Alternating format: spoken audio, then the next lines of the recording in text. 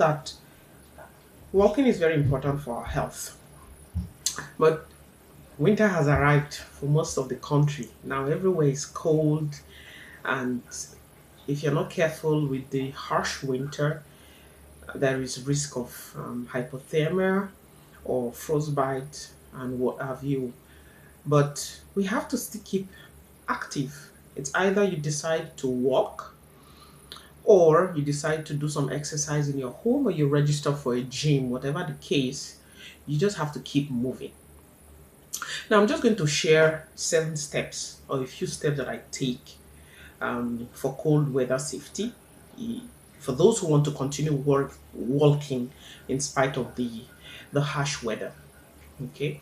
First of all, number one, make sure that you are listening to the forecast. You are listening to the weather. You are checking what the Environment Canada weather is forecasting before you go out. Okay, even if you have gone to work, remember that the time the windshield might drop, and so when the windshield drops, sometimes there is a warning that the local climate weather forecast gives. So wherever you live, make sure that you are checking the weather forecast before you go out so that you know what the windshield is going to be, how to dress, what kind of hand gloves you need to put on, and how to protect your face. Sometimes it's good to also cover your face and all of that. So check the weather first. Number two, plan ahead. So before you go out, okay, you need to plan ahead, right? You need to know, okay, where am I going to be going to? Where are the places that I want to walk to? How long do I want to walk today? Keeping in mind that the windshield is like this or that the weather is this bad outside. Okay, remember our kids, usually no matter how cold it is, except when the weather really, really drops, they still let them go out. They take them out for recess. Okay, they go outdoors for recess. And because keeping them indoors can be a lot overwhelming for children and of course for the teachers. The kids need to go out and exert some energy, and so the teachers, they check the weather and then they send them out for recess. So, and even those that work outside as well, they also know what the weather is, and despite the weather condition, people still work outside. So that's to say that depending on the weather, there are extreme weathers, but when it's not extreme, you can still go out and do your walk, do your exercise, and have some time outdoors, providing that you are dressed warmly. And that's my number three. How do you dress warmly? You need to dress in layers. Okay, dress with wind resistant outer layer. Okay, and then you have jackets that says wind resistant. It breaks the wind, like it doesn't just let the wind get to you. When it's too cold, wear a hat. When you're going out, you'd have seen me showing some of my shorts where I took walks out. I usually will wear a hat. I wear my mittens, and then you can get insulated gloves. This is better when the weather is really, really cold and your hands are freezing. You need to keep your face warm as well. Okay, you can cover your face with a scarf. There are some kind of caps that come with a kind of muffler that can go all the way to your face, so you can cover your face with a scarf, with that muffler, the neck tube, with a face mask as well. Don't forget that your legs too need to be covered adequately. Wear warm and waterproof footwear, boots, shoes that says waterproof. Make sure that you look at it and it says waterproof. And your jacket, make sure that you buy those jackets that says -20 or -30.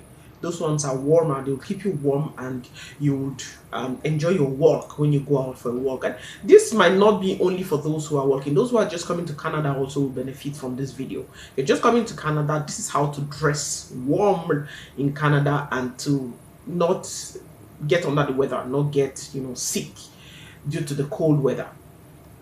So just remember that as I said, the windshield is very important. Make sure that you check the windshield. Don't just look at the weather, but look at the windshield, because when it's really cold, you need to cover as much skin as possible and just leave portion that needs to out like your eyes because you need to see, right? So your body extremities needs to be covered also. So that's why sometimes you need, like, there's something that you can put over your ears if you don't have, I mean, if you want extra layer, if you don't have a hat. Sometimes some people don't really like a hat and maybe they have a lot of hair, and you can just wear that ear covers. It covers your ears, so you put it over your ears. Then you have your nose mask for your nose, and then make sure that your hand gloves are um, the warm insulated ones. Those ones, they have the -20, the -31. So just look at the label of what you're buying, and that will help you. That will tell you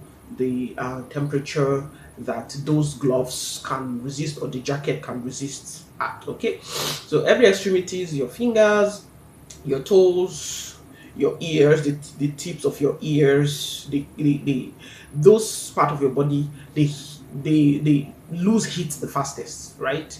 And they easily get cold, and you can easily get frostbite from those your tips or those ends. So cover them, protect them, okay? And if you're walking, for those who maybe walk outside at a certain time, it will be important to seek shelter, okay? When it's so cold and maybe you're waiting at the bus stop, you know, seek shelter. Stay under the shelter provided by the city where you live for the bus stops. So you can stay there, or you can stay in a building, run into a store beside, and you can just run out when the bus comes, okay? And for those who are walking, because this video is for some of us that walk, that go out, you know, for walks to keep active. What you can do is, on days like that, you can go to indoor recreational centers for your walks, for your activities, for your active time, and then stay dry. Okay, sometimes many layers can make you to sweat, and you don't want to sweat. So wet clothing can create chills in the body, and easily you get cold. So because we have told you to layer, put many layers of dressing. Like me now, I'm dressed, I have like 3 layers here. So I have this one, I have this one, and then I have one inside. So these many layers, sometimes when you're walking, might also create sweat. So make sure you just try not to get wet, okay? Sometimes you have to remove the outer layer of clothing so that you open yourself up to avoiding sweat. So you don't want to sweat. So sometimes you might have to open your jacket just so that you avoid sweating, okay? So stay dry, stay dry. That's my number 5. Number 6 is keep active. So if you're outside, for example, and you like to exercise, and you like to stop at a point and maybe do some exercise, the advice would be, don't stop at a certain point, don't stay at the place, just try to be active, try to move, try to walk, rather do more walking. If you like to break and do that exercise time, I think you should move that exercise. I mean, that's the advice.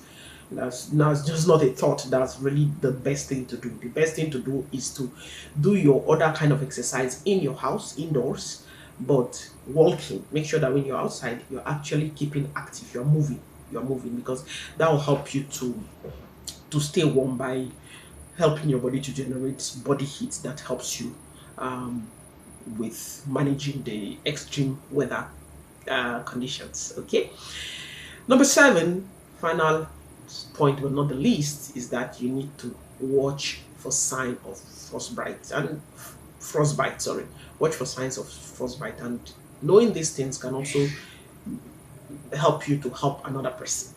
You can be of help to someone else when you know how to identify frostbite and hypothermia.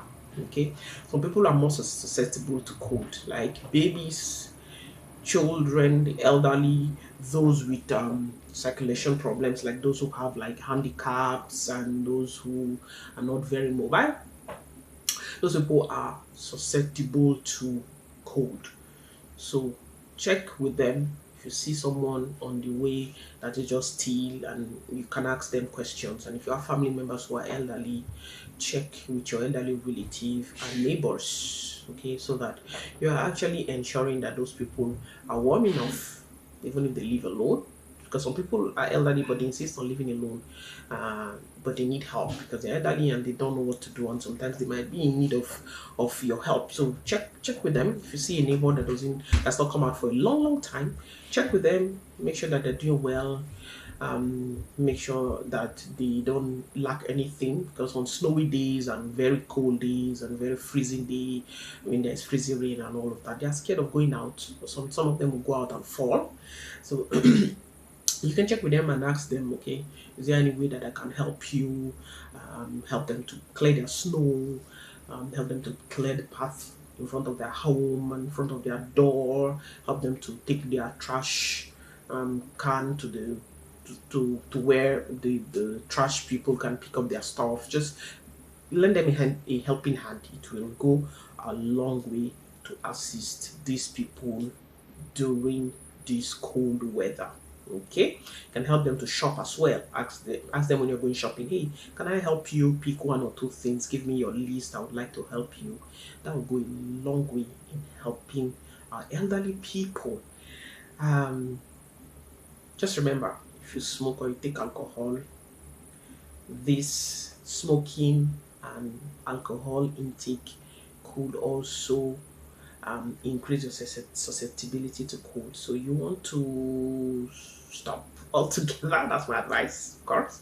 But just know, be aware that this could also affect you. So stay healthy, stay warm, drink warm drinks, take a lot of water, take fluid, because sometimes you think because it's cold you don't need to any you have the tendency of not taking enough fluid.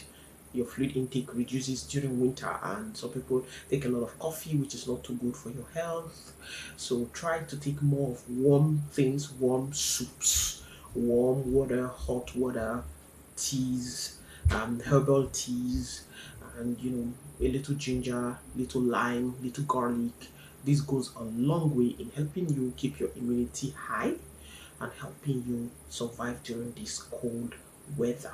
And don't forget that being cold for a very, very long time is what we call hypothermia. Hypothermia is when you are cold for a prolonged period of time. It causes the body temperature to lower, to drop very, very low, and then people can be shivering, and they could be confused, and they could have loss of muscular control, and difficulty walking can occur. So these are some of the signs that you see when you see someone outside, and sometimes they need help. As you go through, you're driving, you see somebody on the sidewalk and they are looking funny. These are some of the signs that you should look out for, and this can be life-threatening. So you want to reach out to help this kind of people. If you meet people like that, you can lend a helping hand to them.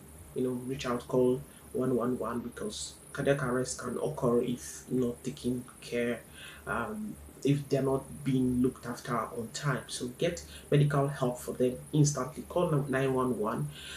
Tell the person maybe to lay them down, if you see them funny on the way. But I would say just call 911. So that is best to just reach out to the health personnel, or people who can help these people out of the way. And there are shelters in place. There's Hope Mission. There are other shelters where these people can get warmth, help, food, and some certain kind of care. Somebody at least looking out for them. Many people die during winters period because they're not taking care of, they're homeless, they don't know where to go, and some people are drunk and they die. So if you see someone on the way, on the road, at the bus stop looking funny, you know these signs, and then you can gently maybe help them to remove some of their clothing. So if they have wet clothing, if they're wet, so just try to help them a little way, in the little way that you can, until medical help comes their way. And warming these people, like the warming has to be gradual. You can't warm them like just put them on heat. You don't want to burn their skin or all of that. So just help them in that little way that you can. And frostbite also is another kind of consequence of being exposed to cold. It's a more severe condition, and sometimes people get frostbite on their skin, and they get their skin cut off. Like some people, I know someone who has lost their feet because of being affected by frostbite. So The signs to know is that the skin will appear white. It will appear like, like white, and it will appear like waxy, and it will appear hard to the touch. When you touch it, it will be so hard. It will be so hard, like maybe the tip of the finger will be white, so white, and then waxy, and then it will be so hard to the touch. It just looks like, how meat is in the fridge for so long and it becomes so hard. Yeah, that's how to feel when someone has frostbite. They don't have any sensation. When you scratch them like this, they feel nothing. It becomes numb. Sometimes it's tingling. So those are the signs of frostbite. So when you see somebody experiencing those things, they don't feel their fingers, they don't feel their toes. That's time to know that there might be a condition of frostbite, and that person might definitely need some help quickly. So quickly get medical help for them. Call 911. Call the health link or healthcare line if you have one in the country where you live, and help will definitely be on the way. Don't rub it, don't massage it, just leave it.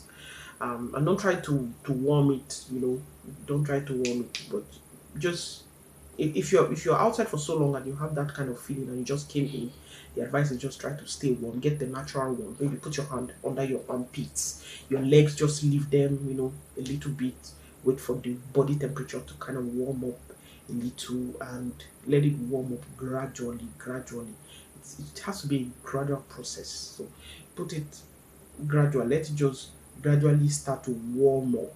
Okay, you can also get something wet, like a warm water, warm a towel and put it in some kind of warm water for just like 40 degrees Celsius or 42 degrees Celsius, and then warm that area, like the fingers, just warm them, the feet, just warm them gradually. Don't put direct heat. You should avoid direct heat on it, and don't go and put your hand on a hot heater directly. Some people in Europe, for example, they put their hand on a very hot heater that's straight on, and that's not good.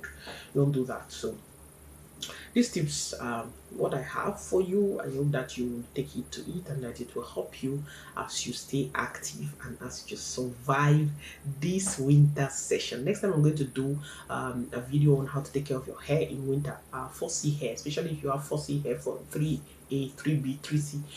You want to know how to take care of your hair in winter. So this is something that this is another video I'm going to do. In the meantime, if you have been blessed by this video, please like this video, share this video to someone who just came to Canada, or someone who walks outside, or works, WRK, work outside or walk outside. Okay, see you next time. Thank you so much. And again, this is Princess. Thank you. Like this video, subscribe this video to this YouTube channel if you have enjoyed these tips and you want to know, you want to see more videos like this. God bless you. See you next time. Bye.